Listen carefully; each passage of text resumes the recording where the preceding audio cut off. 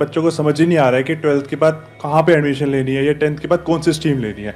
बच्चों को यही नहीं, अगर हम उसके लिए एक काउंसलिंग पैटर्न बनाए और एक प्लेटफॉर्म ऐसा बनाए जहाँ पे कि बच्चों को समझ भी आए कि उनको क्या लेना है और किस हिसाब से लेना है, उसमें अगर हमारे को कुछ ना कुछ इन्वेस्टमेंट मिलने लग जाए तो हम मतलब वहाँ पे बच्चों को एक डेवलप कर सकते हैं और हमारी सोसाइटी भी आगे जनरेट होगी, जिससे हमारी इनकम भी जनरेट हो सकती है। अब इसमें जो बेसिक चैलेंज है वो मैं आपको बताता हूँ क्या आने वाला है। इंडिया में कंसल्टेंसी की इतनी वैल्यू नहीं है।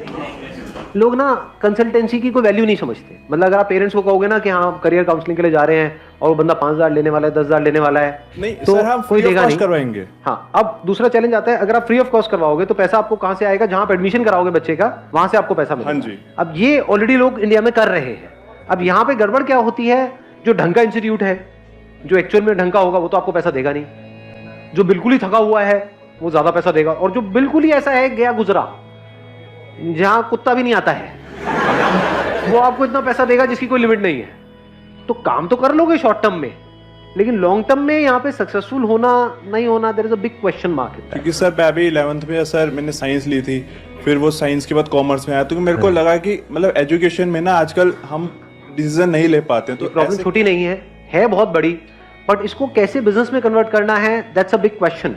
Yes sir. मे बी आप क्या कर सकते हो इसमें, आप अगर सर्च इंजन ऑप्टिमाइजेशन सीखते हो, इसके बारे में सुना है आप लोगों ने? Yes sir. Search engine optimization में अगर आप एक्सपर्ट बन जाते हो मान लो, और फिर अगर आप एक ऐसी वेबसाइट बनाते हो जहां पे पूरा डिटेल में सारा कुछ एक्सप्लेन करते हो और किसी तरह से वो सर्च इंजन में ऊपर आने लग जाती है, तो इस वेबसाइट पे ऐड करने का लोग आपको पैसा देंगे।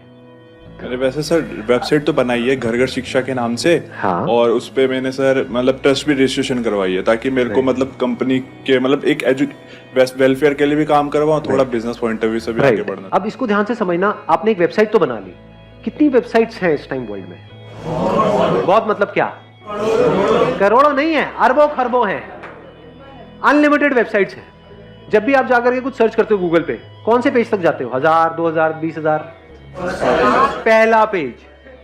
समझ गए चैलेंज क्या है? चैलेंज वेबसाइट बनाना नहीं है, चैलेंज है पहले पेज पे आना ऑर्गेनिकली। क्योंकि वेबसाइट तो आप बना लोगे, उसकी मार्केटिंग कैसे करोगे? स्टूडेंट्स तक पहुंचोगे कैसे? अगर सर्च इंजन ऑप्टिमाइजेशन आप सीख जाओ अच्छे से, और आपको यह समझ आ जाए कि कैसे एक वेबसाइट को या किसी भी वेबसाइट को पहले पेज पे लेकर के आया जाता है, सर फ्रीलांस कर सकते हैं इसके बाद आप क्या क्या कर सकते हो उसकी कोई लिमिट ही नहीं है। इसी को आगे बढ़ाते हैं। Please have a seat, let's give a big hand for him.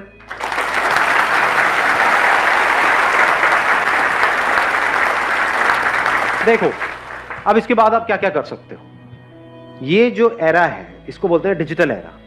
सब कुछ डिजिटल है, सब कुछ मोबाइल पे हो रहा है, सब कुछ कंप्यूटर पे हो रहा है, फिजिकल धीरे धीरे सब ऑनलाइन शिफ्ट होता चला जा रहा है, हो ही गया है काफी हद तक।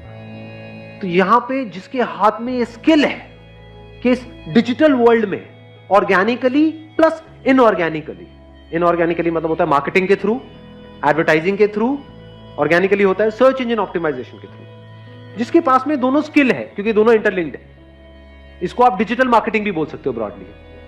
जिसको डिजिटल मार्केटिंग आती है, जिसके अंदर ये स्किल है, उस बंदे की क्या वैल्यू है। अब इस बिजनेस को देखो, ये आइडिया शुरू कहां से हुआ था, अब हम इसको कहां लेकर के जाने वाले हैं। आपका टारगेट क्या है? स्टूडेंट्स जो 12th से निकले हैं वो आकर के सर्च करेंगे career options after 12th, career options after 10+2। इन वर्ड्स को जब भी कोई सर्च करे तो वहां पे 20 रिजल्ट्स आते हैं। क्या मैं अपनी ऐसी एक स्किल डेवलप कर सकता हूं कि उन 20 में से टॉप पे मेरा आ जाए, टॉप पे ना सही टॉप 5 में मेरा नाम आ जाए? क्या ये पॉसिबल है या इम्पॉसिबल है? अगर 3-4 महीने तक आप दिन रात लगे रहो अपनी वेबसाइट को, और वेबसाइट फ्री में बनती है, वेबसाइट की कोई खास कॉस्ट नहीं है, मतलब मान लो कितनी होगी, डोमेन वोमेन ये वो सब मिला करके 500 रुपए महीना, 1000 रुपए महीना मैक्सिमम। तो इन्वेस्टमेंट क्या हुई आपकी देखा जाए तो? कुछ भी नहीं जी। स्किल को एक्वायर कैसे कर रहे हो? सीख रहे हो। सर्च इंजन ऑप्टिमाइजेशन के बारे में कितने आर्टिकल्स हैं, तो वो बंदे जो स्किल में एक्सपर्ट हैं उन्होंने अपना सब कुछ शेयर किया हुआ है ऑनलाइन। इसके ऊपर अनलिमिटेड बुक्स हैं जो आप कहीं से भी परचेज कर सकते हो, Amazon से, यहां से वहां से, जो बंदे इस पर्टिकुलर काम में एक्सपर्ट है। और अब इसमें अच्छी चीज क्या है, इसमें इंडिया और यूएस कुछ नहीं है, क्योंकि सर्च इंजन है। जिसने यूएस में स्किल को क्रैक कर लिया है, उससे भी अगर आप सीखते हो तो वो यहां पर भी काम करने वाला है। क्योंकि बेसिक एल्गोरिथम सेम है। अगर आप सर्च इंजन ऑप्टिमाइजेशन सीख गए और इसके साथ साथ में आप डिजिटल मार्केटिंग भी सीख गए, तो क्या इस डिजिटल एज में आप कुछ कमाल का कर सकते हो? नहीं कर सकते। या ये कह लो कुछ भी करना है आज के टाइम में, तो उसमें डिजिटल मार्केटिंग आनी चाहिए, नहीं आनी चाहिए? कोई भी बिजनेस करना है, कैसा भी बिजनेस करना है, एक है किसी भी काम को करना, ये कह लो एक प्रोडक्ट को बनाना, एक सर्विस को देना, एक है उसकी मार्केटिंग करना। तो आप किस स्किल को मास्टर कर रहे हो? मार्केटिंग को। किस मीडियम के थ्रू? डिजिटल मीडियम के थ्रू। क्यों डिजिटल मीडियम के थ्रू? क्यों? अरे नंबर 1 सब कुछ डिजिटल है और होता ही चला जा रहा है। नंबर 2 सस्ता है। Digital marketing is much cheaper than traditional marketing. TV की एड, न्यूज़पेपर की एड लाखों करोड़ों रुपए की है, डिजिटल मार्केटिंग में 5-10 रुपए में ऐड हो जाती है। Extremely easy. मतलब अगर आज मुझे अपना करियर शुरू करना होगा जीरो से, मैं मान लेता हूं मेरी एज है 18-19 साल, मैं क्या करूंगा? डिजिटल मार्केटिंग सीखूंगा। अगर आप अच्छा पैसा बनाना चाहते हो ना पाकिस्तान में, तो मैं आपको भी एक टिप दूंगा और अपने बिजनेस को इंशाल्लाह इसके स्टार्ट सिखाऊंगा कि डिजिटल मार्केटिंग से ज्यादा किसकी वैल्यू है आज के टाइम में? लगा लो दिमाग। इससे ऊपर किसी की वैल्यू है? इससे ऊपर किसी की वैल्यू नहीं है। इसकी वैल्यू उससे भी ज्यादा है जो कोई एक्स्ट्राऑर्डिनरी प्रोडक्ट बनाने की जिसके अंदर स्किल है, उससे भी ज्यादा वैल्यू है डिजिटल मार्केटिंग वाले की। क्योंकि मान लो आप एक एक्स्ट्राऑर्डिनरी प्रोडक्ट बना सकते हो, बेचोगे कैसे? कुछ भी चाहिए आज की डेट में आपको, तो पहले आदमी जाकर के गूगल पे सर्च करता है, बाद में डिसीजन लेता है कि क्या करना है। तो जो गूगल पे सर्च हो रहा है, वहां पे 2 तरह से सर्चेस चलती है। एक है ऑर्गेनिक तरीका, यानी उसको मैंने बात करी थी सर्च इंजन ऑप्टिमाइजेशन की। दूसरा है सर्च इंजन मार्केटिंग। एड्स आती है वहां पे, जब एड्स आती है तो वहां से हम कॉल करते हैं, नहीं करते हैं? उन वेबसाइट्स पे जाते हैं, नहीं जाते हैं? देखते हैं, नहीं देखते हैं? ऐसे हम सर्च करते हैं, नहीं करते हैं? रेस्टोरेंट्स नियर मी, है ना? या फिर जो भी आपको चाहिए, फॉर एग्जांपल घर में वॉलपेपर लगवाना है एक दीवार पे, तो आप कैसे करोगे? जाके मार्केट में धक्के खाओगे? क्या करोगे? गूगल पे जाकर के सर्च करोगे, वॉलपेपर रिटेलर्स नियर मी। सोचो जैसे ही किसी बंदे ने वो सर्च किया, अगर आपको डिजिटल मार्केटिंग आती है तो जरूरी नहीं है जो वॉलपेपर का काम कर रहा है उसको भी डिजिटल मार्केटिंग की स्किल आती है। ये 2 अलग अलग स्किल है ना। उसको वॉलपेपर चिपकाना तो आता है, उसको सैंपल दिखाना आता है, उसको बेचना आता है, उसको मार्केटिंग नहीं आती। मार्केटिंग किसको आती है? आपको आती है, आपने सीख ली है।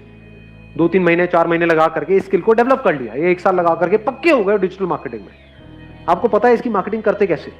और जैसे किसी ने सर्च किया वॉलपेपर रिटेलर्स इन जो भी आपका एरिया है, मान लो नोएडा में रहते हो, आ गया इन नोएडा, और आपकी एड वहां पे टॉप पे आ जाती है, leading wallpaper retailer in Noida, call us for a free home demo. आपने क्या किया? इन वॉलपेपर वालों से और इन फ्लोरिंग वालों से टाइप कर लिया। तो जैसे ही कोई सर्च कर रहा है wooden flooring retailer in Noida, मान लो एड आ रही है। एड किसकी है? वो आपकी है। उसमें किसकी कंपनी का नाम है? आपकी है। आपके पास में कॉल आई, आपको डेमो के लिए बुलाया। जिस वक्त आप डेमो के लिए गए, डेमो मतलब क्या? वॉलपेपर लगवाने हैं, ये सैंपल्स हैं, बुक्स होती है वॉलपेपर्स की, पता है ना, देखा होगा आप लोगों ने। या फ्लोरिंग है तो उसके कुछ सैंपल्स होते हैं, तो वो आप अपने साथ में ले गए उस बंदे को। उसका क्या जा रहा है? क्या वॉलपेपर हाई मार्जिन गेम है, लो मार्जिन गेम है? बहुत हाई मार्जिन गेम है। तो उस बंदे से अगर आपने एक रीजनेबल भी टाइप कर लिया है कि भैया 5000 का लगा तो 30% मेरा 70% तेरा, उसका क्या जा रहा है? उसका तो बैठे बैठे काम हो रहा है। और वो अकेला नहीं है, उसके जैसे 20 लोग हैं जो दुकानें खोल के बैठे हैं। किसी भी मार्केट में चले जाओ, वहां पे ऐसे कितने लोग नजर आएंगे जो दुकान खोल के बैठे हुए हैं और वेट कर रहे हैं कि कस्टमर हमारे पास में आए।